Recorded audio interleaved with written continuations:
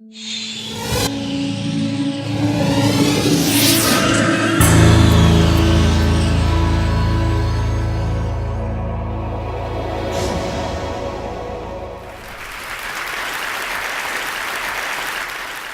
future, as we know, is very unpredictable. The best minds in the best institutions generally get it wrong. This is in technology, this is in the area of politics, where pundits, the CIA, MI6 always get it wrong, and it's clearly in the area of finance, where the institutions established to think about the future, the IMF, the BIS, the Financial Stability Forum, couldn't see what was coming. Over 20,000 economists whose job it is, competitive entry to get there, couldn't see what was happening. Globalization is getting more complex, and this change is getting more rapid. The future will be more unpredictable. Urbanization, integration, coming together leads to a new renaissance. It did this 1,000 years ago. The last 40 years have been extraordinary times. Life expectancy has gone up by about 25 years. It took from the Stone Age to achieve that. Income has gone up for the majority of the world's population, despite the population going up by about 2 billion people over this period.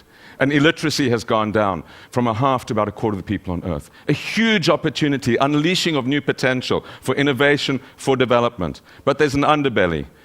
There are two Achilles heels of globalization. There's the Achilles heel of growing inequality, those that are left out, those that feel angry, those that are not participating. Globalization has not been inclusive. The second Achilles heel is complexity, a growing fragility, a growing brittleness. What happens in one place very quickly affects everything else. This is systemic risk, systemic shock. We've seen it in the financial crisis, we've seen it in the pandemic flu. It will become virulent, and it's something we have to build resilience again. A lot of this is driven by what's happening on technology. There's been huge leaps. There will be a million-fold improvement in what you can get for the same price in computing by 2030. That's what the experience of the last 20 years has been. It will continue. Our computers, our systems will be as primitive as the Apollos are for today. Our mobile phones are more powerful than the total Apollo space engine. Our mobile phones are more powerful than some of the strongest computers of 20 years ago. So what will this do? It will create huge opportunities in technology. Miniaturization as well. There will be invisible capacity in our bodies, in our brains, and in the air. This is a dust mite on a nano replica. This sort of ability to do everything in new ways unleashes potential, not least in the area of medicine. This is a stem cell that we've developed here in Oxford from an embryonic stem cell. We can develop any part of the body. Increasingly over time, this will be possible from our own skin, able to replicate parts of the body. Fantastic potential for regenerative medicine. I don't think there'll be a Special Olympics long after 2030 because of this capacity to regenerate parts of the body. But the question is, who will have it? The other major development is going to be in the area of what can happen on genetics.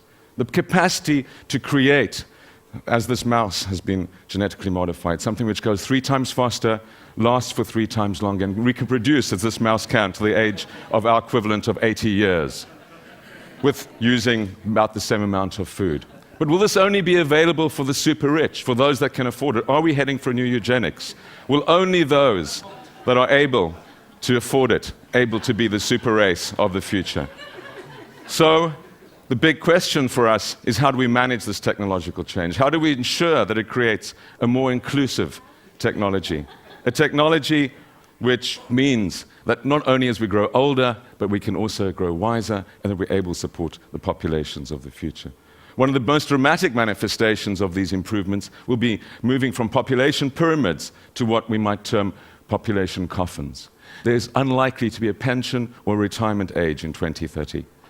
These will be redundant concepts. And this isn't only something of the West. The most dramatic changes will be the skyscraper type of new pyramids that will take place in China and in many other countries. So forget about retirements if you're young, forget about pensions, think about life and where it's going to be going. Of course, migration will become even more important. The war on talent, the need to attract people at all skill ranges, to push us around in our wheelchairs, but also to drive our economies and our innovation will be vital.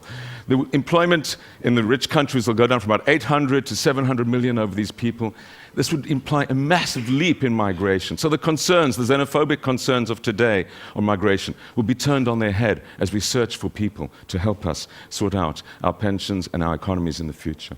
And then the systemic risks. We understand that these will become much more virulent, that what we see today is this interweaving of societies, of systems, fastened by technologies and hastened by just-in-time management systems. Small levels of stock push resilience into other people's responsibility. The collapse in biodiversity, climate change, pandemics, financial crises, these will be the currency that we will think about. And so a new awareness will have to arise of how we deal with these, how we mobilize ourselves in a new way and come together as a community to manage systemic risk. It's going to require innovation. It's going to require an understanding that the glory of globalization could also be its downfall. This could be our best century ever because of the achievements, or it could be our worst. And of course, we need to worry about the individuals, particularly the individuals that feel that they've been left out in one way or another. An individual, for the first time in the history of humanity, will have the capacity by 2030 to destroy the planet, to wreck everything through the creation, for example, of a biopathogen. How do we begin to weave these tapestries together? How do we think about complex systems in new ways? That will be the challenge of the scholars and of all of us engaged in thinking about the future. And the rest of our lives will be in the future. We need to prepare for it now. We need to understand that the governance structure in the world is fossilized. It cannot begin to cope with the challenges that this will bring.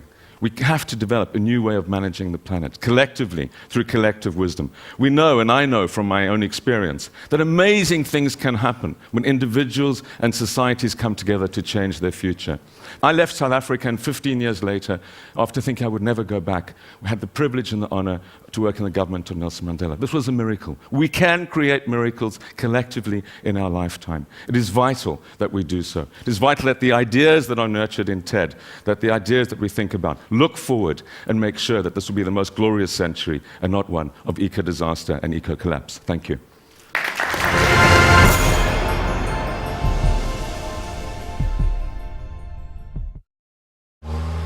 Traffic is a global epidemic.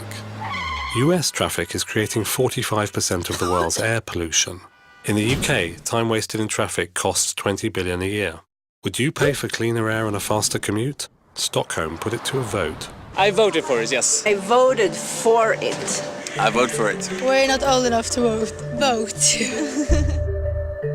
We had to do something in Stockholm to improve the environment and to get a better flow in the traffic. We put a price on taking your car into the central parts of Stockholm, and we call that congestion charges. If you start a system like this and it doesn't work on the first day, then you will be in big trouble. It must be perfect from day one. There are 18 entry gates to the city.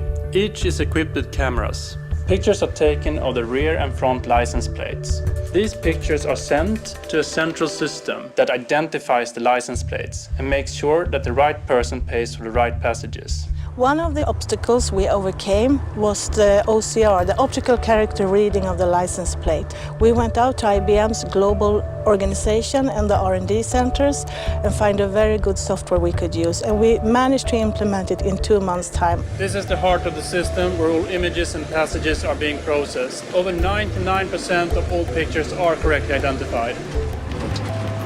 No, it's nice. This is how it should be all the time.